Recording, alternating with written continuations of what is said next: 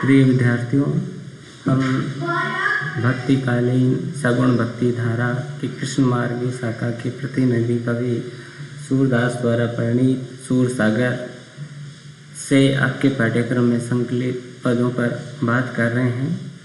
और सूरदास के पदों के क्रम में हमने आपके पाठ्यक्रम में शामिल सूरदास की विनय और भक्ति से संबंधित पदों, श्री कृष्ण की बाल लीला, गोकुल लीला से संबंधित पदों, श्री कृष्ण के मथुरा गमन के पश्चात ब्रजवासियों की विरह व्यथा से संबंधित पदों और उद्धव गोपी संवाद से संबंधित पदों पर बात की। तो आज आपके पाठ्यक्रम में शामिल दो और अंतिम जो पद है उन पर बात करते हैं। पहला पद इनमें श्री कृष्ण वचन से संबंधित है और दूसरा द्वारिका चरित्र जो कृष्ण और राधा के मिलन से संबंधित है। तो पहला पद देखते हैं कि उधो मोही ब्रज बिसरत नाही, हंस सुता के सुंदर कगरी अर कुंजनी की छाही, वे सुरभि वे बच्छ दोहनी खरिक दुहावन जाही, ग्वाल बाल मिल करत कुलाहल नाचत गई गई बाही, ये मथुरा कंचन की नगरी मनि मुक्ताहल चाही, जब ही सुरति आवति व सुख की जिये उमगत तन नाही, अनगन बात करी बहु लीला जसुदा नंद निभाई, सूरदास प्रभु रहे मौन बे ये कई कई पछता। सूरदास का काव्य समाज की उत्सव धर्मिता का काव्य है और उसमें ब्रज समाज की उत्सव धर्मिता का वर्णन हुआ है। उत्सव धर्मिता से आशय है कि जीवन एक उत्सव है और उसमें जीवन के उन पहलुओं का वर्णन किया गया है जो आनंददायी हैं। श्री कृष्ण के लोक रक्षक व लोक रंजक दो जो रूप है वो कृष्ण काव्य में अभिव्यक्त हुए हैं और उनमें से सूरदास ने उनके लोक रंजक रूप को ही अधिक वर्णित किया है। लोक रंजक का आशय है जो लोक का रंजन करे, जो लोक को आनंद प्रदान करे। और श्री कृष्ण ने अपनी बाल लीलाओं से माता यशोदा, बाबा नंद उनको आनंद प्रदान किया और अपनी गोचारण लीलाओं से, माखन लीलाओं से अपने सखाओं को, गोप सखाओं को आनंद प्रदान किया और अपनी रास लीलाओं से गोपियों और राधाओं को और संपूर्ण ब्रज को आनंद प्रदान किया। एक तरह से कृष्ण ब्रज के दूल्हे या नायक है और कृष्ण की उपस्थिति से संपूर्ण जो ब्रज है वो आनंद के सागर में निमग्न रहता था, आनंद से सरोबार रहता था, मानो वहाँ कण कण में दसों दिशाओं से आनंद के छींटे बरसते थे। तो जब कृष्ण ब्रज से मथुरा चले जाते हैं तो ब्रज की सुखद स्मृतियाँ कृष्ण भूल नहीं पाते। ब्रज की मनोहर आनंददायी लीलाओं की मधुर स्मृतियाँ कृष्ण को बार बार कचोटती है और कृष्ण इस पद में ब्रज की उन्हीं सुखद स्मृतियों का वर्णन कर रहे हैं। कृष्ण ब्रज की सुखद स्मृतियों का वर्णन करते हुए कहते हैं कि उधो मोही ब्रज बिसरत नाही, हे उद्धव मुझसे ब्रज भुलाया नहीं जा सकता। बिसरना यानी भूलना, मैं ब्रज को नहीं भूल सकता, मुझसे ब्रज को भुलाया नहीं जा सकता, ब्रज की सुखद स्मृतियों को मैं चाहकर भी नहीं भुला सकता। ब्रज की क्रीड़ाएं लीलाएं मुझे हर पल मेरे मन मस्तिष्क को उद्वेलित करती रहती है और मुझे कचोटती रहती है। हंस सुता की सुंदर कगरी, हंस सूर्य का भी पर्याय है और सूर्य की पुत्री माना जाता है यमुना को, इसलिए हंस सुता यहाँ आया है यमुना के लिए। हंस सुता की सुंदर कगरी, कगरी यानी किनारा, और कुंज जहाँ लताओं झाड़ियों का जो घना समूह है उसको कुंज कहा जाता है। तो ब्रज में उन कुंजों में श्री कृष्ण ने लीलाएं की थी। तो कृष्ण कहते हैं उद्धव से कि यमुना का वो रम्य तट, यमुना के उस रम्य तट पर कदम के पेड़ों के नीचे जहाँ गोपियों के साथ सुंदर लीलाएं की थी, प्रेम लीलाएं की थी, वेणु वादन किया था, ब्रज का वो यमुना का वो सुंदर तट किनारा मुझसे भुलाया नहीं जा सकता। और कुंजों की छाया, जहाँ जिन कुंजों की छाया में मैंने गोपियों के साथ रास लीलाएं की थी, मैं उनको चाह कर भी नहीं भूल सकता। वे सुरभि वे भच्छ दोहिनी खरिक दुहावनी जाए, और वो सुरभि यानी गायें, बच्छ यानी उनके बछड़े, वो गायें ब्रज की वो गायें, बाबानंद की वो गायें, उनके वो सुंदर बछड़े। और दोहनी दो अर्थ होते हैं, एक तो दूहने की क्रिया, एक दूध दोहने के लिए काम में लिया जाने वाला पात्र। दोहनी खरीक, खरीक को अपन एक ब्रज में वह स्थान जहाँ पर पशुओं को बांधा जाता है, जिसको अपन बाड़ा भी कह सकते हैं, दुहावन या दोहने के लिए जाते थे। वो सुंदर गायें, उनके सुंदर बछड़े, और वो दोहनी वो पात्र जिसको लेकर के गौशाला में या भाड़े में गायों को दोहने के लिए जाते थे। और वो दुग्ध दुहन की जो क्रिया है वो भूली नहीं जा सकती। ग्वाल बाल मिली करत कुलाहल, नाचत गही गही बाहीं। कृष्ण कहते हैं कि वो ग्वाल सखाओं के साथ, गोप सखाओं के साथ मिलकर के अत्यधिक शोर करना, अत्यधिक कोलाहल करना, और गल बाहीं करके एक दूसरे के गले में बाहें डालकर, गल बाहीं, एक दूसरे के गले में बाहें डाल करके, एक दूसरे की बाहें पकड़ करके नर्तन करने का जो आनंद है वो भुलाया नहीं जा सकता, मैं उसको भूल नहीं सकता। ब्रज की कौन कौन सी लीलाएं हैं, वो कौन कौन सी क्रीड़ाएं हैं जिनको कृष्ण भूल कर नहीं, चाकर भी नहीं भूल सकते। यमुना का तट, कुंजन की छां और गाय, उनके बछड़े, दूध होने की क्रिया, ग्वाल बालों के साथ नर्तन करना। ये मथुरा कंचन की नगरी मणि मुक्ताहल जाहि, और ये मथुरा स्वर्णिम नगरी है, सोने से बनी नगरी है, और मणियों और मोतियों से पूर्ण, धन धान्य से पूर्ण, वैभव संपन्न नगरी है। यहाँ चारों ओर हर तरह का वैभव, समृद्धि है। फिर भी जब ही सूरति आवती व सुख की, जिये उमगत तन। जब भी ब्रज की उस मधुर आनंद की, मधुर सुख की, ब्रज के लीलाओं के सुख की याद आती है, सुरति यानी स्मरण, याद, तो मेरा हृदय जो है, जिये यानी हृदय, उमंगित होने लगता है, उमड़ने लगता है।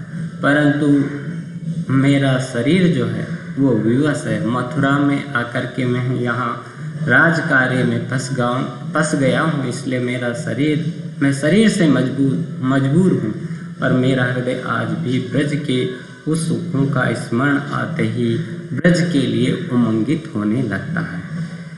तो यहाँ कृष्ण को सोने की नगरी भी ब्रज से के सामने तुच्छ लग रही है। यही बात अन्य जगह भी कही गई है कि अपि स्वर्णमयी लंका न में लक्ष्मण रोचते, जननी जन्म भूमिश्च स्वर्गाद अपि गरेश। तो कृष्ण का जन्म भले ही मथुरा में हुआ हो, लेकिन उनकी वास्तविक जन्मभूमि जो है वो ब्रज ही थी, ब्रज में ही वो पले बड़े थे, और उस ब्रज की भूमि के प्रति उनका जन्मभूमि जैसा गहरा लगाव था। यशोदा ही उनके लिए जननी थी। अनगन भांति करी बहु लीला जसोदा नंद निभाए। और यशोदा और नंद को भी कृष्ण भूल नहीं पाते हैं। वो कहते हैं कि ब्रज में मैंने अनेक प्रकार से, अनगन अनेक प्रकार से, अनगिनत प्रकार से प्रेम लीलाएं की है और बाबा नंद और माता यशोदा ने उनको निभाया है। कभी मुझे रोका टोका नहीं, कभी टीका टिप्पणी नहीं की। सूरदास प्रभु रहे मौन वे, ये कई कई पछताएं। और श्री कृष्ण उद्धव से ब्रज की इन सुखद स्मृतियों को कहते हुए पश्चाताप करने लगते हैं और वेदना से भर करके गलत अश्रु होकर के वो मौन हो जाते हैं। श्री कृष्ण का गला भराता है, व्यथा इतनी, हृदय इतना भारी हो जाता है कि श्री कृष्ण अब कह नहीं पाते हैं और मौन हो जाते हैं। तो ब्रज की सुखद स्मृतियाँ उन्हें किस तरह से कचोटती है, वो किस तरह से आज भी व्यथित करती है और उनके लिए, ब्रज के लिए उनका मन आज भी किस तरह से उमंगित होता है, वो इस पद में वर्णित है। ऐसी ही बात जगन्नाथ दास रत्नाकर ने उद्धव शतक में कही है कि उद्धव ब्रजवास के विलासनी को ध्यान धस्यो, निशिदिन कांटे लो करे जो कसकत। उद्धव कहते हैं कि, उद्धव से कृष्ण कहते हैं कि ब्रजवास के दौरान जो आनंद मिला, जो विलास किया, जो क्रीड़ाएं की, उनको का ध्यान आते ही मेरे हृदय में कांटे के समान कसक होती है, जैसे मेरे हृदय में कांटा चुभा हुआ। और ब्रज की सुखद स्मृतियों को वर्णित करते हुए कृष्ण उसमें भी जो है गला दसरू हो जाते हैं, उनका गला भर आता है। जगन्नाथ दास रत्नाकर ने लिखा है कि गैबरी आयो गरो भबरी अचानक त्यों, प्रेम पर्यो चपल चुचाई पुत्रीन सु, नेक कही नेन बेननी अनेक कही नेननि सु, रही सही सो कई दिन हिचकिन। श्री कृष्ण का ब्रज के बारे में वर्णन करते हुए गला भराता है, उनकी आंखों से जो है अश्रु गिरने लगते हैं और जो कुछ कहा वो थोड़ा बहुत उन्होंने बातों से कहा, इसके बाद जो है वो नेत्रों से ही वर्णन कर देते हैं और जो कुछ बचता है उसको हिचकियों से वर्णित कर देते हैं। तो कृष्ण को ब्रज की स्मृतियाँ कचोड़ती है, वो चाह कर के भी ब्रज की स्मृतियों से दूर नहीं हो पाते हैं, इसका इसमें वर्णन है। ब्रज भाषा का लालित्यपूर्ण प्रयोग है और स्मरण अलंकार इसमें आया है क्योंकि स्मृतियों का वर्णन। अब है द्वारिका चरित। द्वारिका चरित में पद है, राधा माधव भेंट भई, राधा माधव भेंट भई, राधा माधव माधव राधा, कीट भृंग गति हवे जुगई, माधव राधा के रंग राचे, राधव माधा रंग रही, माधव राधा प्रीति निरंतर, रसना करि सो कहि न गही, विंस कयो हम तुम नहीं अंतर, ये कई के उन ब्रज पठई, सूरदास प्रभु राधा माधव, ब्रज विहार नित नहीं नहीं, राधा माधव भेंट भई, राधा माधव भेंट भई। श्री कृष्ण जब मथुरा चले जाते हैं तो राधा से बिछुड़ जाते हैं और राधा से उनका मिलन नहीं हो पाता है। मथुरा से कृष्ण द्वारिका चले जाते हैं और राधा ब्रज में उनके वियोग में व्यथित रहती है। द्वारिका से श्री कृष्ण एक बार कुरुक्षेत्र में आते हैं और ऐसा प्रसंग है कि कुरुक्षेत्र में राधा और कृष्ण का मिलन होता है। तो राधा और कृष्ण के मिलन के कैसी अनुभूतियाँ होती है इसका वर्णन इसमें किया गया है। सूरदास ने अपने काव्य में राधा और कृष्ण की लीलाओं को अलौकिकता के आवरण में वर्णित किया है या चित्रित किया है या अलौकिकता के आवरण से उनको आच्छादित किया है। सूर्य के भक्ति मुक्त अंतःचक्षुओं ने राधा माधव की लीला का कोना कोना अच्छी तरह से देखा है और ब्रह्मवैवर्त पुराण में राधा को कृष्ण की आह्लादनी शक्ति माना गया है और मूर्त रूप से राधा और कृष्ण में कोई अंतर नहीं माना गया है। ये माना जाता है कि लीला के लिए हुई वो रूप बदलती हैं, वस्तुतः वह एक ही है। कृष्ण और राधा और कृष्ण का संबंध शक्ति और शक्तिमान का है, ऐसा माना गया है। तो इसमें भी राधा कृष्ण के मिलन और मिलन के बाद उनके एकाकार होने की स्थिति का वर्णन है। कहते हैं कि राधा माधव भेंट हुई। राधा और कृष्ण का, माधव कृष्ण का पर्यायवाची है, कृष्ण के लिए आता है, तो राधा माधव भेंट हुई, राधा और कृष्ण का मिलन होता है। राधा माधव माधव राधा, कीट भृंग गति हवे जुगे। भृंग कहते हैं भ्रमर, कीट कीड़ा। यहाँ पर सूरदास ने बहुत अच्छा उदाहरण लिया है। भ्रमर जो है वो गर्भ से पैदा नहीं होता है। भौरा किसी कीट का चयन करके उस कीट के चारों ओर चक्कर लगा लगा करके उसे अपनी गुंजार सुना सुना करके उसी को भ्रमर बनाता है, ऐसी मान्यता है भौरे के बारे में। तो यहाँ भी जिस तरह से भौरा किसी कीट को पकड़ करके उसके चारों ओर चक्कर लगा लगा करके और उसे अपनी गुंजार सुना सुना करके उसे भ्रमर बना देता है, उसे अपने जैसा बना देता है, उसी तरह से राधा माधव को, राधा श्री कृष्ण को और कृष्ण जो है राधा को एक दूसरे के रंग में रंगते। राधा कृष्णमयी हो जाती है और कृष्ण जो है राधामय हो जाते, दोनों एकाकार हो जाते।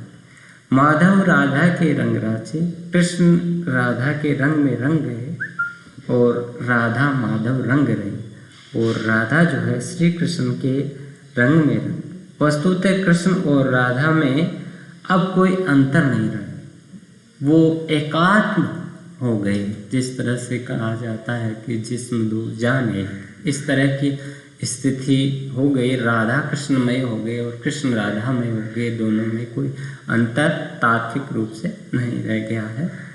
दोनों ही एक दूसरे के प्रेम में इस तरह पक गए हैं कि अब उनमें राधा और कृष्ण का अंतर ही नहीं। माधव राधा प्रीति निरंतर रसना करे सो कहीं नहीं। और राधा और कृष्ण के में निरंतर इतना प्रेम बढ़ता गया कि उसका वर्णन, रसना यानी जीव, जीव से उसका वर्णन नहीं किया जा सकता। यहाँ पर सूरदास राधा और कृष्ण के प्रेम की को अवर्णनीय बता रहे हैं। उनमें इतनी शक्ति नहीं है, वो अपनी शक्ति अक्षमता यहाँ पर जो है अभिव्यक्त कर रहे हैं कि राधा और कृष्ण के प्रेम का मैं जो है जिव्या से वर्णन नहीं कर सकता।